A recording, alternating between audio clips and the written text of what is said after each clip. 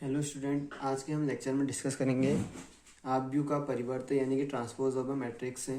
तो transpose of matrix में क्या होता है कि अगर हमें कोई मैट्रिक्स दे रखा है, मान लिया जाए इसके element A1 A2 A3 B1 B2 B3 दिए हैं, तो इसका जब ट्रांसपोज निकालते हैं तो उसको डिनोट करने के लिए सबसे पहले क्या करते हैं कि ए टी से डिनोट करते हैं या ए डैश से डिनोट करते हैं। दो चीज़ों से इसको डिनोट कर सकते हैं, ए टी या ए डैश।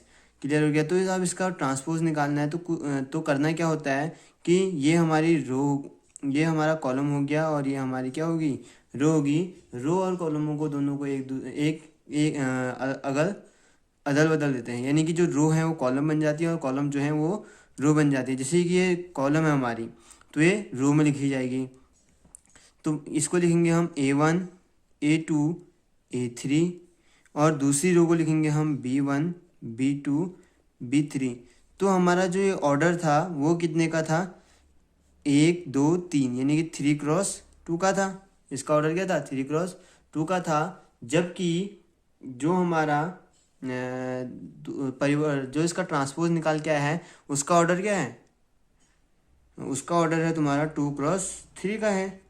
तो क्या होता है जब परिवर्तन निकालते हैं, बाई चांस परिवर्तन निकालने के लिए अगर हमें m×n का कोई मैट्रिक्स दे रखा तो उसका जो परिवर्तन निकलेगा यानी कि जो ट्रांसपोज निकलेगा वो हमेशा n×m में निकलेगा। क्लियर हो गया इतना। अब हम डिस्कस करते हैं आव्यूह के परिवर्त के गुणधर्म यानी कि properties of transpose of A matrix है। तो इसमें क्या है कि हमें पहला जो इसका प्रॉपर्टी है वो है हमारी ए ट्रांसपोज का होल ट्रांसपोज जो होता है वो हमारा हमेशा क्या होता है, ए होता है। इसको समझने के लिए हम एग्जाम्पल जो हमने अभी समझाया था कि कैसे ट्रांसपोज निकालते हैं। अगर हमने ये ए का ए ट्रांसपोज निकाला, ये ए मान लो, इसको ए ये था तो इसका ट्रांसपोज निकाला। अब इसका भी ट्रांसपोज निकालते हैं तो ये टोटल बन गया क्या, ए ट्रांसपोज का होल ट्रांसपोज। तो इसका क्या बनेगा, फिर वही है कि रो को कॉलम में बदल दो और कॉलम को रो में लिख दो, यानी कि ये बन जाएगा A1 A2 A3 B1 B2 B3। ठीक हो गया। तो टोटल मिला के क्या है कि ए ट्रांसपोज का होल ट्रांसपोज क्या होता है, हमारा ए होता है। ये हमने प्रूव कर लिया कि ए ट्रांसपोज का होल ट्रांसपोज क्या होता है, ए होता है। सेकेंड वाला क्या कहता है, सेकेंड पार्ट, कि किसी भी मैट्रिक्स को और किसी कांस्टेंट वैल्यू से मल्टीप्लाई करेंगे, ठीक हो गया, और उसका हम ट्रांसपोज निकालेंगे तो हमेशा के ए ट्रांसपोज आएगा, यानी कि कांस्टेंट बाहर से आ जाएगा और ए ट्रांसपोज अलग रहेगा। ठीक हो गया। किसी भी मैट्रिक्स को अगर हम कोई भी कांस्टेंट से मल्टीप्लाई करेंगे और उसके बाद उसका ट्रांसपोज निकालेंगे तो उसका ट्रांसपोज किसके बराबर होगा, मैट्रिक्स के ट्रांसपोज के कांस्टेंट वैल्यू के बराबर हो गया। क्लियर हो गया। थर्ड प्रॉपर्टी है इसकी कि अगर हम a प्लस बी को जोड़ें, क्या कहें, a प्लस बी को हम जोड़ें और उसमें क्या करें, उसका ट्रांसपोज निकाल दें, तो उन दोनों का जो ट्रांसपोज निकलेगा वो हमारा निकलेगा A transpose plus B transpose. ठीक हो गया। यानी कि ए प्लस बी का अगर हम ए प्लस बी को हम पहले ऐड करेंगे फिर उसके बाद ट्रांसपोज निकालेंगे तो उसका ट्रांसपोज जो निकलेगा वो A transpose plus B transpose निकलेगा।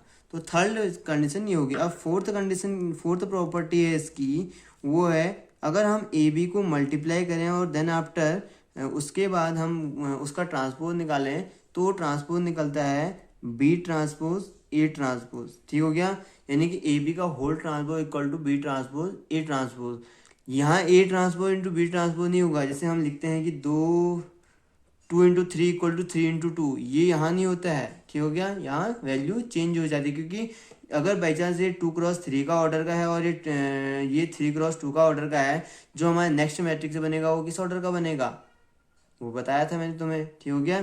तो अगर इस टाइप से नहीं चलेगा, जब ए और बी को मल्टीप्लाई करेंगे और उसका ट्रांसपोज निकालेंगे तो B transpose into A transpose, यानी कि बी का पहले ट्रांसपोज निकालेंगे फिर ए का ट्रांसपोज निकालेंगे और दोनों को मल्टीप्लाई कर देंगे। क्लियर हो गया। अब उसके बाद आते हैं हम इसके अगले प्रॉपर्टी की तरफ।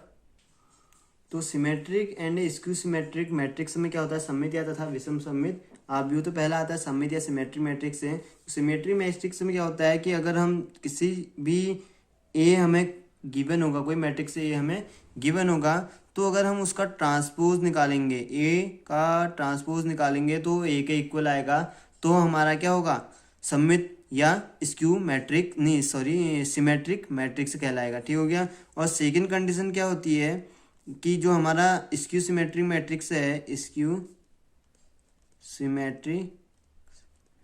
सिमेट्री या विषम सममित जो भी है उसको, तो उसमें क्या होता है कि ए हमें अगर गिवन होगा तो अगर हम उसका ट्रांसपोज निकालेंगे तो माइनस किसके बराबर होगा, वो हमारा, जब हम ए का ट्रांसपोज निकालेंगे तो हमेशा हमारे ए का जब हम ट्रांसपोज निकालेंगे तो हमारे माइनस ए के इक्वल होगा। ठीक हो गया।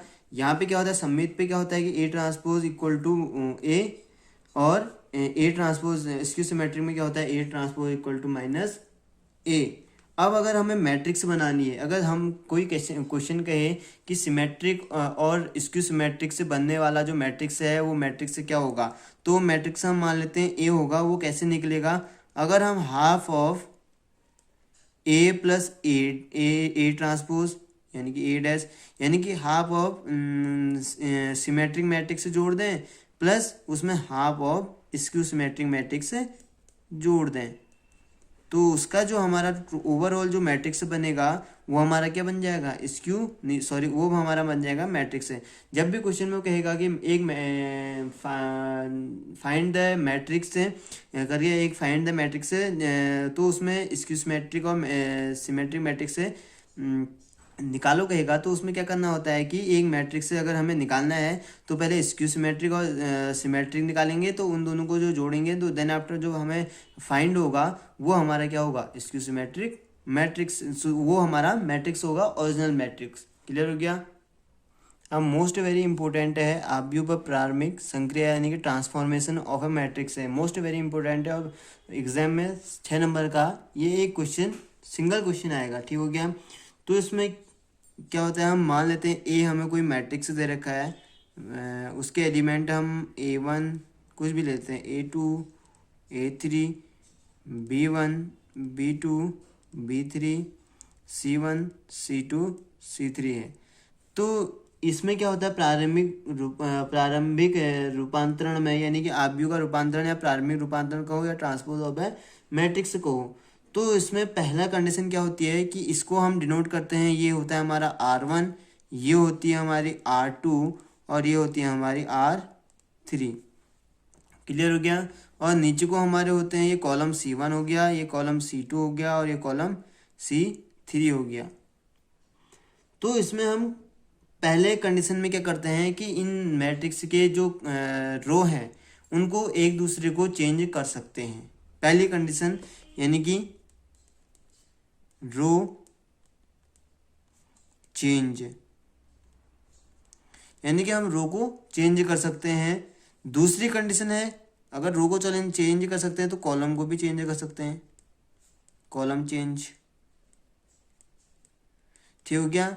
लेकिन रो और कॉलम को साथ नहीं कर सकते हैं, यानी कि रो ये R1 को C1 से, यानी कि जो रो है हमारी उसको C1 से चेंज नहीं कर सकते हैं आप। फॉर एग्जांपल अगर हम देखें कि हम कहें कि R1 यानी कि R1 में चेंज कर रहे हैं, R1 चेंज बाई, यानी कि जो ये सिंबल होता है ये दोनों तरफ है, यानी कि R1 एक्सचेंज बाई R2, यानी कि R1 से R2 हो जाएगा, R2 से R1 हो जाएगा। तो देन जो हमारा मैट्रिक्स होगा क्या होगा, ए R1 की जगह R2 रख दो, यानी कि R1 की जगह क्या, ये R2 है हमारा, ये R2 है, R2 की जगह R1 रख दो, यानी कि A2 B2 C2 और R2 की जगह R1 रख दो, यानी कि A1 B1 C1 और बाकी वही रहेगा A3 B3 C3। आया समझ में। R1 एक्सचेंज बाई R2 का रखा है। अब सेकेंड कंडीशन क्या होती है, अगर हम देखें, ये नॉर्मल कंडीशन है वो बता रहा हूँ बस सिर्फ, बाकी सब क्वेश्चन में देखा जाएगा। अब बता रहा हूँ C1 चेंज बाई C2, यानी कि C1 को C2 से चेंज करना है, तो ए जो हमारा मैट्रिक्स हो जाएगा वो हो जाएगा, यानी कि C1 को C2 से चेंज करना है तो हो जाएगा B2 B1 B3, A2 A1 A3 C2 C1 C3 बाकी वही रहेगा। जिसमें चेंज करना है वो चेंज होंगे और बाकी सब सेम रहेगा।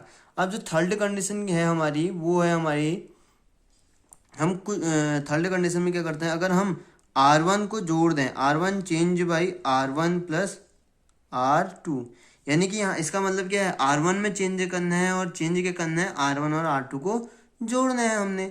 तो क्या करेंगे, तो जो हमारा मैट्रिक्स बनेगा वो क्या बनेगा, R1 प्लस R2, यानी कि R1 ये है, R2 ये है, दोनों को जोड़ दो तो ये जाएगा B2 plus B1, A2 plus A1, C2 plus C1।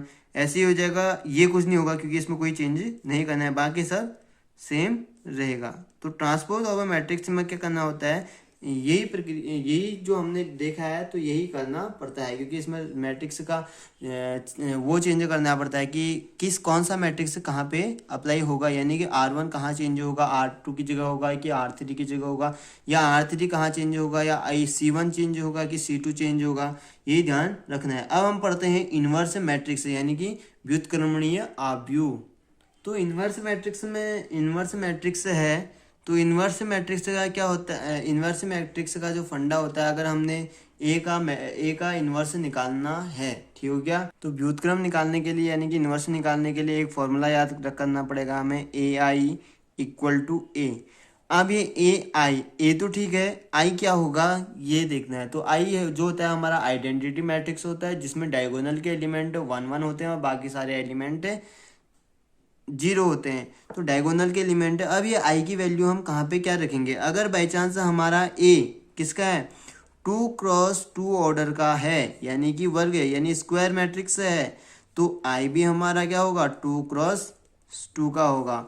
और अगर हमारा ए 3 क्रॉस 3 का है, तो आई भी हमारा किसका होगा, 3 क्रॉस 3 का होगा। और ये ध्यान रखना कि जो ए होगा वो हमेशा स्क्वायर मैट्रिक्स होगा। स्क्वायर मैट्रिक्स का मतलब क्या हुआ, जिसमें रो, नंबर ऑफ रो और नंबर ऑफ कॉलम क्या होते हैं, इक्वल होते हैं। जैसे कि 2 क्रॉस 2 में 2 रो हैं और 2 कॉलम है, 3 क्रॉस 3 में 3 रो है 3 कॉलम है। तो वो वाले मैट्रिक्स का इन्वर्स निकलेगा और बाकी मैट्रिक्स का इन्वर्स नहीं निकलेगा। जब हम ए आई इक्वल टू ए रखेंगे तो इसमें विच इम्प्लाइज दैट, इसमें ए तो ऐसे ही रहेगा, आई की जगह हम जो भी जिस ऑर्डर का भी हमें आई दे रखा है वो वैल्यू रखेंगे, इक्वल टू क्या कर देंगे हम, यहाँ पे जो वैल्यू ए की दे रखी है वो पुट करेंगे। यहाँ पे नहीं करनी है ए की वैल्यू, यहाँ करनी है ए की वैल्यू। क्लियर हो गया, इसमें ए की वैल्यू पुट करेंगे। तो उसके बाद जो मैट्रिक्स बनेगा हमारा ए, ये जो बन जाएगा हमारा ए जो आई इक्वल टू ए है, तो हम इसके जितने भी टर्म हैं, जो इसके जितने भी टर्म है उनको हम बनाएंगे क्या, आइडेंटिटी मैट्रिक्स, यानी कि डायगोनल के एलिमेंट 1 1 बनाएंगे और बाकी सारे एलिमेंट 0 बनाएंगे।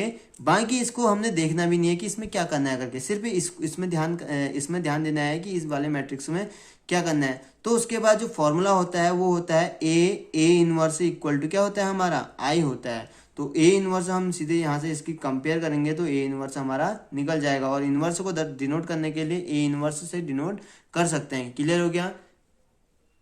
तो आज के टॉपिक में, आज की वीडियो में बस इतना ही। नेक्स्ट वीडियो में हम इनके एक्सरसाइजों के बारे में डिस्कस करेंगे।